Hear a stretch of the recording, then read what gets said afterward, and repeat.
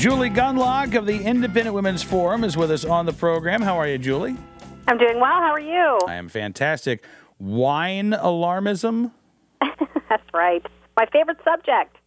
Well, wine. Two. I was going to say two, right? The culture of alarmism and vino culture, I believe we call it, right? That's right. Yes. All right. What's going on here with so wine's bad for us again? No.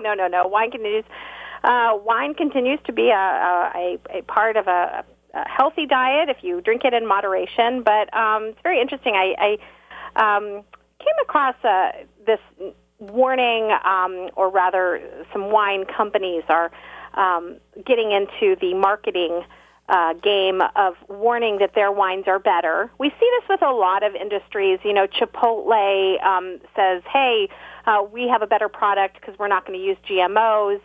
Panera came out and said, we're going to take out all the artificial preservatives in food, even though they're harmless. These are all sort of marketing ploys. Whole Foods plays this game a lot. And again, it's because, for instance, with Chipotle, let's face it, Chipotle is a fast food restaurant, and they don't exactly serve the healthiest food. So the way that they try to get an edge on the competition is by saying ours is better. And whether that's, by using these sort of, gluten-free, antibiotic-free, all these sort of phrases that catch people's attention. And ultimately, it makes people afraid and makes them think, oh, goodness, they're offering a better product, a healthier product. And so I came across this interesting issue with some wine manufacturers saying that their wine is safer because a number of wine producers are using a cork that isn't, it has a small amount of plastic particles in it. The cork is still made from natural fibers, but it has a very teeny tiny amount of this plastic in it that keeps the wine fresher. It actually keeps the wine. It protects to some degree, not 100%, but does protect a little bit against what we know as cork taint. And so now some of these companies are saying, oh, it's bad, the plastic gets into the wine and, oh, it contaminates it, which is a bunch of hogwash. But it's interesting to sort of follow these marketing trends and see how companies, private companies, I often write about the alarmists. That's like the Food Babe and some of these other bloggers who are constantly raising the alarm when there's really nothing to be afraid of. But now I'm seeing it more and more with private companies trying to scare consumers as a way of attracting them to their businesses. Fear as a marketing strategy. Yeah, fear really is incredibly profitable. I talked about it in the book that I wrote a couple years ago, where I talked about my husband using this term called FUD, F-U-D. It's fear, uncertainty, and doubt. And it was my husband actually knew about it. My husband is in IT, and it's used quite a bit in the IT fields. And he said that some businesses will sort of try to instill FUD. They'll try to tell you the only way to make your company or a particular piece of software safe is if you buy my product. And so this is now sort of seeped. The tentacles of this are reaching every single industry. We see it in the ag industry. We see it in grocery stores, and in particular food companies, beverage companies. And so now companies are actually getting in on it. They used to be the victims of this kind of nonsense, and now actually we're seeing it being used because they realize it's very, very profitable. And unfortunately, this could really hurt some wine producers. I mean, the reason I wrote this piece is, look, what ultimately this kind of stuff does, what alarmism does, and what these marketing tactics do is they kill innovation. I mean, this agglomerated cork that's been developed is fascinating to me because I'm a nerd, but it really is fascinating because they've taken these natural corks, they've put in a very small amount of these plastic granules. I mean, these are microscopic, and it guards against spoilage in the wine. It makes the wine better against sort of cork taint and other problems.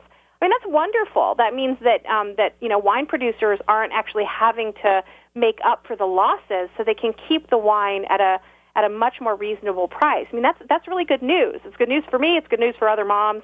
And so, I think when you start sort of spreading rumors about this technology, it really kills innovation. I mean, why in the world would you ever invent or improve on a product if someone is just going to tell you that it's dangerous when it's not. And again, these rumors are really sticky. They really last. They stick around. And again, this really hurts businesses who use these corks. Yeah, and it's interesting that, as you say, this was this actually helps protect against cork taint, and yet this is something that's, now we have to fear the chemicals, right? Yeah. So what's worse, right? Is it right. Cork taint, well, or by the way, that's just an awful phrase. Cork it is taint. Awful. We don't. Well, let's just say cork spoilage. Let's not go further. Let's just stop right now. Okay, let's. Well, you bring up a good point. What's so hilarious is that some of these companies who are saying, "Oh, these agglomerated corks are really bad." What's funny is that let's remember, everyone, that there's a surefire way to get a big dose of chemicals, and that is drink the wine. Okay, because wine is chemicals. I mean, I write in this piece that red wine, it contains ethyl alcohol, glycerol, and certain minerals like potassium, zinc, and copper. I mean, those are chemicals. So, try to remember the periodic table here. So, you're not, these tiny granules of plastic that really do not seep into the wine. That's not really. If you're worried about being coming into contact with chemicals, then you should probably put away the wine and just drink water. Although water is also chemical, and also, the thing that this agglomerated cork is actually protecting against, which is cork spoilage, spoiling the wine. That what spoils the wine is a chemical comes in contact with the wine. So again, this is protecting you against cork spoilage. I'm not going to say it anymore. So, again, the alarmism is it's not only dishonest, it's completely wrong. And ultimately, if you're going to drink wine, you're going to come in contact with chemicals. Everything has chemicals. Yes, and it's sad that you have to remind people of that, but but apparently we do, particularly when we have people, as we've talked again about the food babe before, who seem to want to just freak people out by saying it says chemicals in it, and chemicals are awful, Julie. Yes, and I think really the jig is up with the food babe. She's gotten some really, really bad press, and I really think that there's a lot more people pushing back on this kind of nonsense. We've talked on the show before about the science babe. She's made a huge dent. She's also made a dent into sort of popular culture, which I think is really important. She's written for Gawker, and she's got a great style. She's very, very funny. And again, there are more like her. The other good thing is that when it comes to alarmism on agriculture, you've got a lot of female farmers, wives of farmers, moms who participate with their husbands on working a farm, who are also blogging, and they're giving some real honest answers. So I think that people have, again, I think information is key, information is important, and I think there's going to be a lot more information out there to push back against the alarmists, not just us, but other folks as well. All right, Julie, listen, thank you so much for coming on the program. It is always a pleasure talking with you. Thanks for having me. You bet. We'll talk again soon. Julie Gunlock with us here on this edition of NRA News, Cam and Company.